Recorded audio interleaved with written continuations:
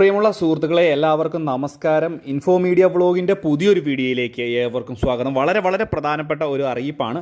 സാമൂഹ്യ സുരക്ഷാ ക്ഷേമ പെൻഷനൊക്കെ വാങ്ങുന്ന ആളുകൾക്ക് വീണ്ടും വലിയ രീതിയിലുള്ള തിരിച്ചടികൾ ഉണ്ടാകുന്നു എന്നുള്ളതിൻ്റെ വളരെ പ്രധാനപ്പെട്ട അറിയിപ്പുകളാണ് ഇപ്പോൾ ലഭിക്കുന്നത്. അപ്പോൾ ക്ഷേമ പെൻഷൻ വാങ്ങുന്ന എല്ലാ ആളുകളും ഈ ഒരു വീഡിയോ പൂർണ്ണമായും കാണുക, വീഡിയോ ലൈക്ക് ചെയ്യുക. ഫേസ്ബുക്ക് വഴി വീഡിയോ കാണുന്ന ആളുകൾ തീർച്ചയായിട്ടും നമ്മുടെ ഫേസ്ബുക്ക് പേജ് കൂടി ഒന്ന് ഫോളോ ചെയ്ത് വെക്കുക. നമുക്കറിയാം, നമ്മുടെ സംസ്ഥാനത്ത് സാമൂഹ്യ സുരക്ഷാ ക്ഷേമ പെൻഷൻ വർദ്ധിപ്പിച്ചു. അതായത് 2000 രൂപയിലേക്ക് തന്നെ തുക എത്തി. തുക വിതരണം ഇപ്പോൾ സുഗമമായിട്ട് അതാത് മാസങ്ങളിൽ തന്നെ നടക്കുകയും കുടിശ്ശികയുള്ള തുക പൂർണ്ണമായിട്ട് വിതരണം ചെയ്ത് അവസാനിപ്പിക്കുകയും ചെയ്തു. മാത്രമല്ല, ഇലക്ഷനിൽ വലിയ രീതിയിലുള്ള പരാജയം നേരിട്ടുകൊണ്ട് തന്നെ നിയമസഭാ ഇലക്ഷനായ മുമ്പാകെ തന്നെ തുക വീണ്ടും വലിയ രീതിയിൽ വർദ്ധിപ്പിക്കുവാനുള്ള ഒരു സാഹചര്യം കൂടി ഇപ്പോൾ നോക്കിക്കൊണ്ടിരിക്കുന്ന ഒരു അവസ്ഥയാണ്. പ്രത്യേകിച്ച് പെൻഷൻ തുക വീണ്ടും മുൻപ് പറഞ്ഞ പ്രകടന പത്രികയിൽ പറഞ്ഞ 2500 രൂപയിലേക്ക് എത്തിക്കുവാനുള്ള നടപടികൾ ആലോചിച്ചുകൊണ്ടിരിക്കുന്ന സമയത്ത് വലിയ രീതിയിലുള്ള ഒരു തിരിച്ചടിയാണ് എത്തിയിരിക്കുന്നത്. ഒരുപക്ഷേ ക്ഷേമ പെൻഷൻ വീണ്ടും പഴയ ഒരു സാഹചര്യത്തിലേക്ക് പോകുന്ന അവസ്ഥയുണ്ടാകാം. ക്ഷേമ പെൻഷൻ മുടങ്ങുന്ന സാഹചര്യം പോലും ഉണ്ടാകാം. നമുക്കറിയാം, മുൻപ് തന്നെ ക്ഷേമ പെൻഷൻ തുക കുടിശ്ശിക വരാനുണ്ടായ ഒരു കാരണം എന്ന് പറയുന്നത് സംസ്ഥാന സർക്കാർ പറഞ്ഞിരുന്നത് കേന്ദ്ര സർക്കാർ സംസ്ഥാനത്തിൻ്റെ പലതരത്തിലുള്ള ആനുകൂല്യങ്ങളും തടഞ്ഞു വെച്ചതുകൊണ്ടാണ് എന്നുള്ള പരാതി ഉയർന്നു വന്നിരുന്നു.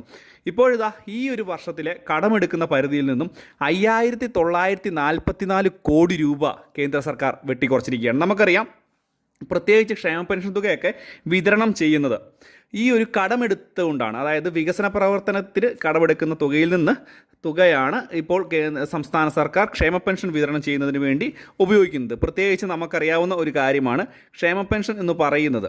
ഇപ്പോൾ പലതരത്തിൽ പെട്രോൾ സെസ് വരെ ഏർപ്പെടുത്തുന്ന ഒരു സാഹചര്യം ഉണ്ടായിരുന്നു. ഏറ്റവും കൂടുതൽ രാജ്യത്ത് ക്ഷേമ പെൻഷൻ വിതരണം ചെയ്യുന്ന ഒരു സർക്കാരാണ് അല്ലെങ്കിൽ ഒരു സംസ്ഥാനമാണ് കേരളത്തിൻ്റേത്.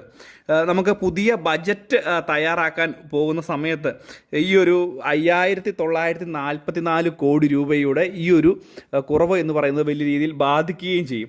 ഈ സാമ്പത്തിക വർഷം ഇനി കടമെടുക്കാനാകുന്ന തുക എന്ന് പറയുന്നത് 6572 കോടി രൂപയാണ്. ഇതിൽ 1800 കോടിയോളം രൂപ വരുന്ന ഒരാഴ്ചയ്ക്കുള്ളിൽ തന്നെ കടമെടുക്കുകയും ചെയ്യും.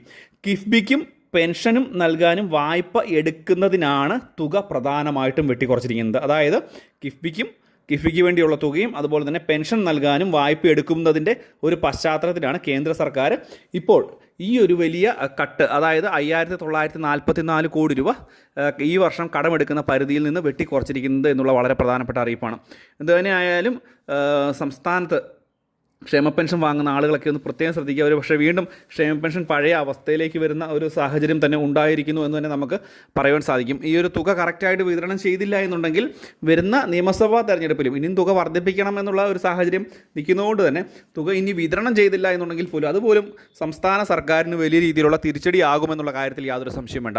എന്തുതന്നെയായാലും ക്ഷേമ പെൻഷൻ വാങ്ങുന്ന ആളുകൾക്ക് എല്ലാവരും ഈ ഒരു കാര്യം ഒന്ന് പ്രത്യേകം ശ്രദ്ധിക്കുക. വളരെ പ്രാധാന്യം അറിയിക്കുന്ന അറിയിപ്പാണിത്. സംശയങ്ങളുള്ളവർ വീഡിയോയ്ക്ക് താഴെ കമൻറ്റ് ബോക്സിൽ ചോദിക്കുക.